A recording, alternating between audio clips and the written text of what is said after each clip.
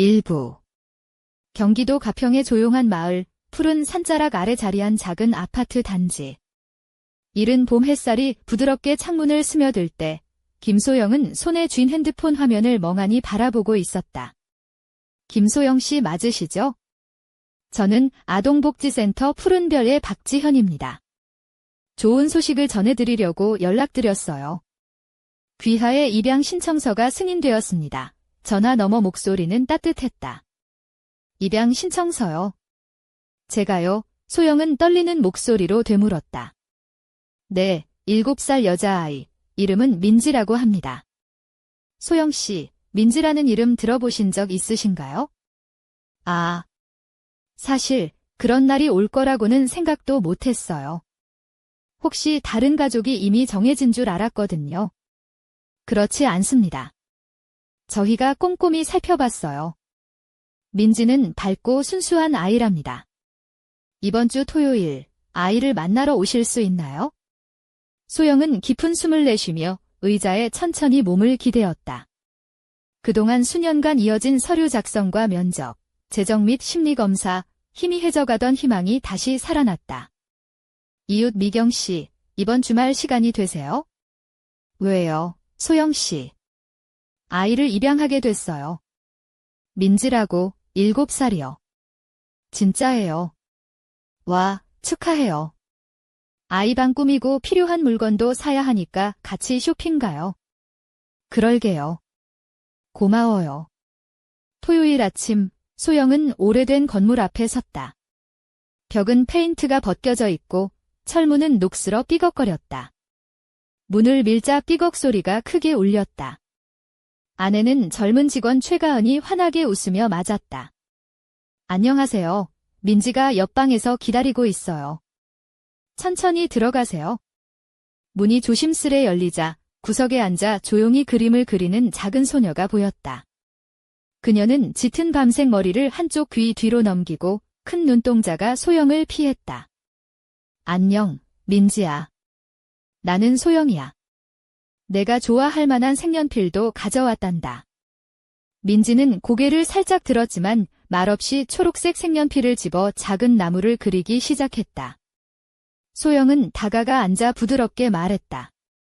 우리 집에 작은 정원이 있어? 같이 해바라기 심을래? 민지는 천천히 고개를 끄덕였다. 그러나 가까이 다가가 손을 잡으려던 순간 그녀는 몸을 움츠리며 움찔했다. 괜찮아, 무서운 거 아니야. 민지의 눈빛은 떨렸고 숨결은 가늘게 떨렸다. 집으로 돌아오는 차 안. 민지는 오래된 곰인형을 꼭 끌어안고 있었다. 소영은 은은한 클래식 음악을 틀었다. 배고프지? 빵집에 들를까? 가평에선 김 선생님 빵집 크루아상이 최고거든. 응. 민지가 처음으로 한마디를 했다. 너 방에 나비 벽지 할래? 아니면 별. 나비. 그럼 우리 작은 나비 정원을 만들자. 민지는 멀찍이 떨어져 있었지만 조금씩 마음의 문을 열고 있었다. 그리고 그날 밤, 민지는 밤새 잠들지 못하고 조용히 속삭였다. 고마워요, 엄마. 소영은 문틈에서 조심스레 그녀를 바라보았다. 그 순간 창밖으로 부드러운 바람이 스며들며 마을은 아직 아무것도 모르는 듯 평화로웠다. 2부. 소영은 다음 날 아침 민지를 데리고 가까운 청평호 공원으로 향했다. 벚꽃이 흐드러지게 피어있는 산책로를 따라 걷는 동안 소영은 조심스레 말을 건넸다. 민지야, 그네 타볼래? 아니면 그냥 여기 벤치에 앉아서 쉴까? 민지는 잠시 망설이다가 조용히 말했다. 그냥 엄마 옆에 있을래? 소영은 미소 지으며 벤치에 앉았다. 잔잔한 호수 위로 햇살이 반짝였고 아이들 웃음소리가 멀리서 들려왔다. 그러다 갑자기 근처를 뛰어가던 남자아이 하나가 민지를 살짝 밀쳤다. 민지는 깜짝 놀라 몸을 움츠리고 입술을 꽉 깨물었다. 소영은 즉시 일어나 아이에게 다가가며 따뜻하게 말했다. 민지야, 괜찮아. 무슨 일 있었니? 괜찮아. 울지 않을 거야? 울어도 돼. 아플 때는 울어야 마음이 조금 편해져. 울면 그 사람들이 화낼 거야. 소영은 민지 손을 꼭 잡으며 다짐했다. 아무도 너한테 함부로 할 권리가 없어. 울어도 누구도 너한테 화내지 않아. 민지는 고개를 숙였다. 그 눈동자 속에는 깊은 불안이 숨겨져 있었다. 그날 저녁, 소영은 친구이자 동네 사회복지사인 이민경에게 전화를 걸었다. 민경 씨, 민지가 손이나 어깨를 다른 사람이 만지는 걸 무서워해요. 너무 조심스러워서 다가가지 못하게 하더라고요. 그럴 수도 있죠. 아이가 아팠던 기억이 깊으면 그럴 수 있어요. 누군가 잘못된 일을 겪었을지도 몰라요. 저도 그렇게 생각해요. 근데 무슨 일이 있었는지 물어보면 아파할까 봐 두려워요. 천천히 기다려주세요. 아이가 마음을 열 때까지. 소영은 전화를 끊고 창밖을 바라보았다. 어둠 속에 빛나는 가로등 불빛이 조용히 흔들리고 있었다. 그날 밤, 민지는 잠을 이루지 못하고 고민형을 꼭 껴안은 채 넓게 뜬 눈으로 천장을 응시했다. 소영은 조용히 방문턱에 서서 그녀를 지켜보았다. 밤등 켜둘게. 필요하면 언제든 불러. 알겠어요. 민지의 목소리는 작고 떨렸다. 소영이 방을 나서려던 순간 아주 희미한 목소리가 들려왔다. 고마워요, 엄마. 소영은 가슴이 먹먹해져 고개를 끄덕였다. 이 작은 목소리가 앞으로 그녀가 걸어갈 길의 시작임을 알았다. 3부. 며칠 후, 소영은 민지를 데리고 집 근처 작은 도서관에 갔다. 민지는 조용히 책장을 넘기며 마법의 숲기라는 동화책을 골랐다. 소영은 조용히 물었다. 여우 좋아해? 난 어릴 때 숲에서 뛰어노는 꿈을 자주 꿨단다. 그 속에선 아무도 나를 괴롭히지 않았어. 민지는 눈을 살짝 빛내며 고개를 끄덕였다. 나도 그런 꿈 꾸고 싶어요. 소영은 미소 지으며 말했다. 그 꿈을 계속 꿔보자. 언젠가는 현실이 될 거야.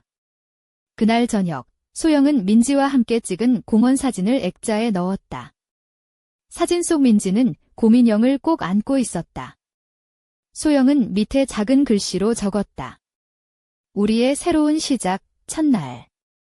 저녁 시간이 되어 소영은 따뜻한 물을 데우며 말했다. 민지야, 목욕하자. 내가 새로 산 분홍색 토끼 잠옷도 입혀줄게. 싫어요. 안 할래요. 왜? 너무 더워서. 그냥 무서워요. 갑자기 민지가 울먹이며 의자에서 벌떡 일어나 벽에 몸을 기대었다. 온몸이 떨렸다. 괜찮아, 민지야. 강제로 하는 거 아니야? 싫어요. 오늘은 안 돼요. 무서워. 소영은 가슴이 무너지는 듯 했다. 민지의 목소리는 작고 절박했다. 누가 목욕하면 다친다고 했어? 기억 안 나요. 그냥 무서워요. 그날 밤, 소영은 다시 이민경에게 전화를 걸었다. 민지가 목욕을 두려워해요. 목욕만 하면 아플 거라고 생각하는 것 같아요.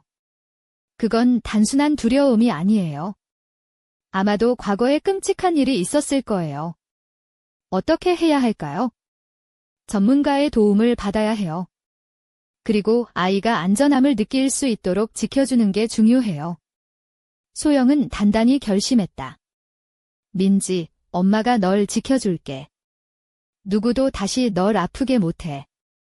그날 밤, 민지는 잠들기 전 조용히 속삭였다. 엄마, 내가 무서워도 엄마가 있어서 다행이에요. 소영은 속으로 다짐했다. 이 아이에게 진짜 집을 만들어줄 거야. 그리고 그 어둠 속 진실도 반드시 밝혀낼 거야. 4부. 며칠 뒤, 소영은 민지를 데리고 시내의 작은 카페에서 만난 전직 아동복지센터 직원 오유나를 만났다. 카페 안은 은은한 노란 조명과 나무 테이블이 아늑한 분위기를 자아냈다. 유나는 긴 머리를 단정하게 묶고 있었고 눈동자에는 무언가 말 못한 비밀이 담겨 있었다. 소영 씨, 사실 저도 푸른별 센터에서 3년간 일했어요. 근데 몇 달 전 갑자기 그만둘 수밖에 없었죠. 유나는 조심스럽게 말을 꺼냈다. 왜요? 무슨 일이 있었나요? 거기서 있었던 일들이 너무 무거웠어요. 아이들이 사라지고 다친 아이들의 기록이 조작되는 걸 봤어요. 누구도 말하지 않았죠? 다들 눈을 감고 있었어요. 소영은 숨을 깊이 들이켰다. 민지도 그런 곳에서 왔어요. 몸에 상처가 많아요. 그걸 숨기려는 것 같아요. 그럴 거예요. 센터장인 박진수 씨가 모든 기록을 통제했거든요. 문제를 제기하는 사람은 바로 쫓겨났어요. 우리가 뭘 할 수 있을까요? 조심해야 해요. 하지만 진실은 반드시 밝혀져야 해요. 제가 아는 몇몇 전 직원들과 연락해 볼게요. 소영은 고개를 끄덕이며 노트북에 메모를 하기 시작했다. 민지는 혼자가 아니야. 우리가 함께 싸울 거야. 그날 밤, 민지는 그림 일기장에 이상한 그림을 그렸다. 큰 검은 옷을 입은 남자가 채찍 같은 것을 들고 있고 작은 소녀가 어두운 옷장 안에 갇혀 있는 모습이었다. 이게 뭐야, 민지야? 모르겠어요. 그냥 기억나는 대로 그렸어요. 그 남자는 누구야? 몰라요. 얼굴은 생각나지 않아요. 손만 기억나요? 크고 차가웠어요. 소영은 민지를 꼭 안으며 말했다. 엄마가 널 지킬게. 아무도 널 못 다치게 할 거야. 창밖에서 봄바람이 불어오고 희미한 달빛이 두 사람을 감쌌다. 하지만 소영의 마음 한켠에는 무거운 어둠이 서서히 드리워지고 있었다. 오후. 며칠 후, 소영은 민지를 데리고 다시 한번 아동복지센터 푸른별을 방문했다. 이번에는 센터장 박진수를 직접 만나기 위해서였다. 센터 입구에 선 소영은 깊은 숨을 들이쉬고 무거운 마음으로 문을 열었다. 박진수는 깔끔한 정장 차림에 날카로운 눈빛을 가진 중년 남자였다. 그의 표정에는 감정을 숨긴 냉철함이 배어 있었다. 김소영 씨, 무슨 일로 다시 오셨나요? 박진수가 차갑게 물었다. 민지의 몸에 난 상처들에 대해 설명이 필요합니다. 그리고 아이들의 기록이 일부러 조작되고 있다는 제보가 들어왔어요. 소영은 단호하게 말했다. 박진수는 가볍게 웃으며 답했다. 그런 말도 안 되는 소문에 휘둘리지 마세요. 우리 센터는 모든 절차를 엄격히 따르고 있습니다. 민지의 상처도 과거의 사고로 기록되어 있어요. 거짓말입니다. 저는 진실을 알고 있습니다. 그리고 이 아이가 겪은 고통을 숨길 수 없어요. 소영의 눈에는 결연한 불꽃이 반짝였다. 그 순간 박진수의 표정이 돌변하며 경고했다. 더 이상 문제를 일으키지 마세요. 만약 계속된다면 입양 권한 박탈도 고려할 겁니다. 소영은 숨을 고르며 말했다. 내가 멈추지 않을 거란 걸 알아두세요. 진실은 언젠가 반드시 드러납니다. 센터를 나서며 소영은 민지의 작은 손을 꼭 잡았다. 차가운 바람이 불어왔지만 그녀의 마음속 불꽃은 꺼지지 않았다. 그날 밤 집에 돌아온 소영은 침묵 속에서 한 통의 익명의 전화를 받았다. 낮고 숨죽인 목소리가 귓가에 울렸다. 김소영 씨. 당신이 보는 것 너머에 더 깊은 어둠이 있습니다. 조심하세요. 그리고 목욕을 강요하지 마세요. 그 아이가 가장 두려워하는 순간입니다. 전화는 끊겼고 소영의 손은 떨렸다. 그녀는 민지의 방을 향해 조심스레 걸어가며 속으로 다짐했다. 이 어둠을 반드시 밝혀내고 민지를 지켜내리라. 하지만 과연 그녀가 마주할 진실은 어디까지일지, 그리고 그 끝에는 어떤 그림자가 기다리고 있을지 아무도 알 수 없었다. 6부. 며칠 후 소영은 민지를 데리고 작은 미술학원에 갔다. 그곳은 조용하고 아늑한 공간으로 벽에는 아이들의 그림이 빼곡히 걸려 있었다.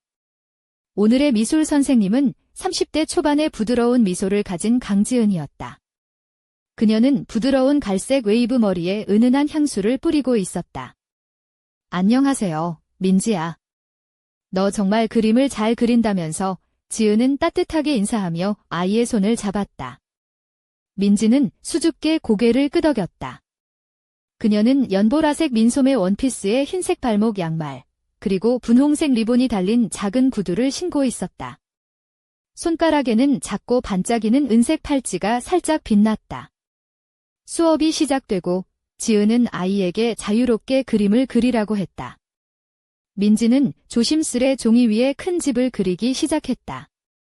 빨간 지붕, 둥근 창문, 그리고 문 앞엔 2명의 인물이 서 있었다. 한 명은 크고 다른 한 명은 작았다. 누구야? 지은이 조용히 물었다. 엄마랑 나예요. 민지는 작게 말했다. 좋아. 그리고 누군가 더 그리고 싶니?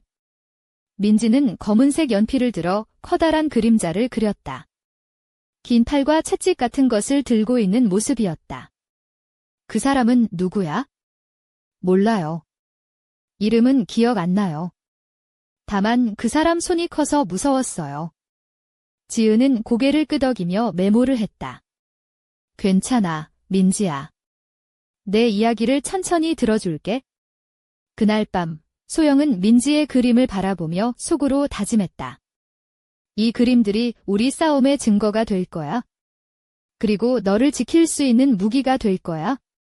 그런데 창밖에서 이상한 그림자가 스쳐 지나갔다. 누군가 집 주변을 맴도는 듯 했다. 소영은 몸을 움츠리며 창문을 꼭 닫았다.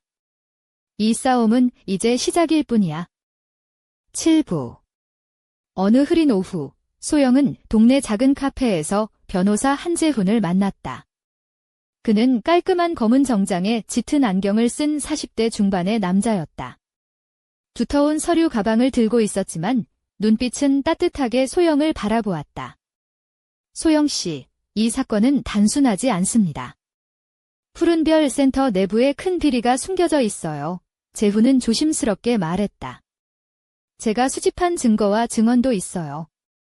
하지만 센터장이 강력히 저항하고 기록도 조작된 상태입니다. 오소영은 다부진 목소리로 답했다.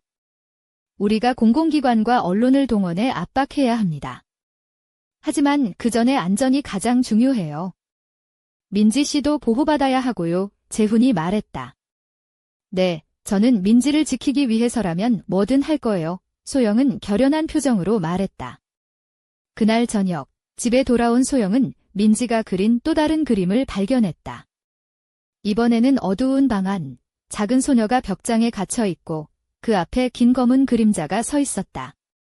소영은 그림을 들여다보며 가슴이 미어졌다. 민지야, 그 그림은 무슨 뜻이니? 소영이 조심스럽게 물었다. 그냥 꿈이에요. 그곳에 갇혀서 나갈 수 없었어요. 민지의 목소리는 연약했다.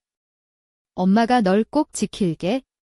절대 혼자 두지 않을 거야.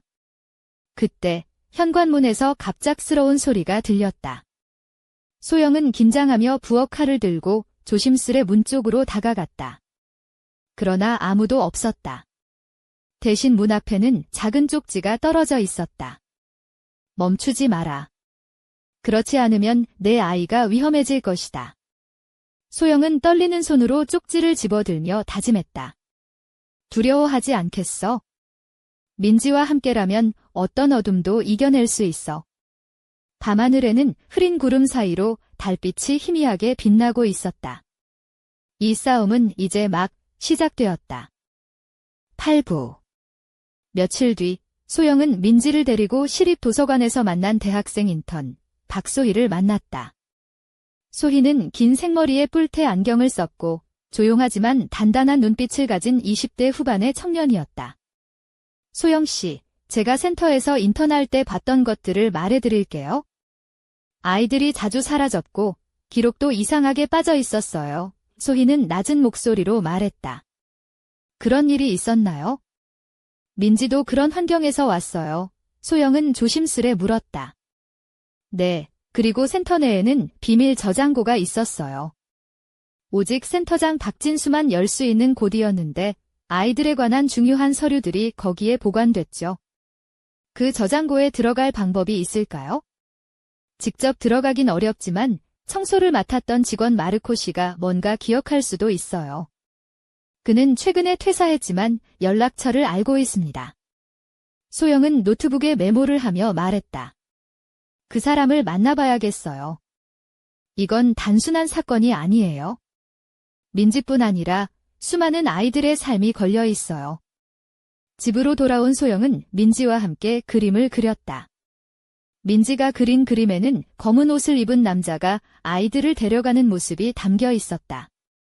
민지는 그림 옆에 흐릿하게 C2, C3, C1이라는 글자를 적었다. 이게 무슨 뜻이니? 소영이 물었다. 그건 우리가 살던 곳이에요. 잘 기억 안 나지만 나쁜 곳이었어요. 밤이 깊어질수록 소영의 마음은 무거워졌다. 그러나 그녀는 굳게 결심했다. 진실을 밝혀내고 민지를 포함한 모든 아이들에게 안전한 세상을 만들어주겠어. 바람에 흔들리는 나뭇가지 소리가 창문을 두드렸고 어둠 속에서 누군가의 시선이 그녀를 지켜보고 있는 듯했다. 9부. 어느 흐린 저녁, 소영은 연락받은 마르코를 만나기 위해 작은 카페에 들어섰다. 마르코는 약간 헝클어진 머리에 청바지와 낡은 셔츠를 입고 있었고 그의 눈빛은 무언가를 감추려는 듯했다. 소영 씨, 제가 아는 건 많지 않아요. 그냥 청소하던 사람이었을 뿐인데 마르코는 목소리를 낮췄다. 괜찮아요. 어떤 작은 정보라도 도움이 돼요? 민지가 겪은 일과 연결될지도 모르니까요. 소영은 부드럽게 말했다. 마르코는 잠시 주위를 살피더니 조용히 입을 열었다. 센터에는 C동이라는 비밀 공간이 있었어요. 아이들이 문제아라 불리는 경우 그곳에 가두곤 했죠. 문 앞에는 항상 C1, C2, C3 같은 번호가 적혀 있었어요. 얼마나 많은 아이들이 있었나요? 정확히는 몰라요. 하지만 그곳에 갇힌 아이들은 거의 나오지 못했어요. 가끔 울음소리가 들렸지만 직원들은 모른 척했죠. 소영의 손이 떨렸다. 왜 아무도 말하지 않았나요? 두려움 때문이죠. 센터장은 불같은 성격에 문제를 제기하는 직원은 바로 해고됐어요. 나도 그걸 보고 도망치듯 나왔어요. 소영은 깊은 한숨을 쉬며 말했다. 민지와 다른 아이들을 위해 반드시 밝혀내야 해요. 이젠 멈출 수 없어요. 그날 밤, 민지는 잠들기 전 조용히 말했다. 엄마, 내가 그곳에서 본 꿈을 그렸어요. 모두가 입을 막고 있었어요. 나는 가위를 들고 있었죠. 소영은 눈물을 참으며 속삭였다. 내가 용기 있는 아이야. 엄마가 항상 내 곁에 있을게. 하지만 창밖 어둠 속 누군가가 조용히 움직이고 있었다. 불길한 그림자가 점점 다가오고 있었다. 10부. 어느 새벽, 소영은 잠에서 깨어나 창밖을 내다보았다. 새벽 공기는 차갑고 고요했지만 마음속에선 불안한 파도가 일렁이고 있었다. 민지가 아직 깊은 잠에 빠져 있는 동안 소영은 노트북을 열어 지금까지 모은 모든 증거와 그림, 녹음 파일을 정리했다. 폴더 이름은 민지의 진실이었다. 그때 휴대폰 진동 소리가 울렸다. 화면에는 달 수 없는 번호가 떠 있었다. 소영은 조심스럽게 전화를 받았다. 김소영 씨, 이젠 멈추세요. 더 깊이 파고들면 당신과 아이 모두 위험해집니다. 낮고 무거운 목소리가 경고하듯 말했다. 누구세요? 왜 이러는 거죠? 소영의 목소리는 떨렸지만 단호했다. 그냥 그림자일 뿐입니다. 하지만 그림자는 때때로 현실이 됩니다. 조심하세요. 전화는 끊겼다. 소영은 심호흡을 하며 속으로 다짐했다. 절대 물러서지 않을 거야. 민지와 모든 아이들을 위해서라면 목숨도 걸겠어. 그날 아침, 소영은 민지를 데리고 시립미술관으로 갔다. 민지는 맑은 눈으로 새하얀 캔버스 앞에 서서 말했다. 엄마, 나는 더 이상 두렵지 않아요. 내 그림이 우리를 지켜줄 거예요. 소영은 그녀를 꼭 안았다. 그리고 멀리서 어른 몇 명이 조용히 그들을 지켜보고 있었다. 그 순간 한 통의 전화가 걸려왔다. 김소영 씨, 저는 경찰 수사관입니다. 지금 센터에서 중요한 증거를 발견했습니다. 이제 진실이 드러날 시간입니다. 소영의 눈에 눈물이 맺혔다. 민지는 손을 꼭 잡으며 속삭였다. 엄마, 우리가 이길 거예요. 밖으로 몰아치는 바람 속에서 한 줄기 햇살이 어둠을 뚫고 들어왔다. 그리고 이야기는 끝나지 않았다. 새로운 시작을 알리듯 먼 곳에서 희미한 아이들의 웃음소리가 들려왔다.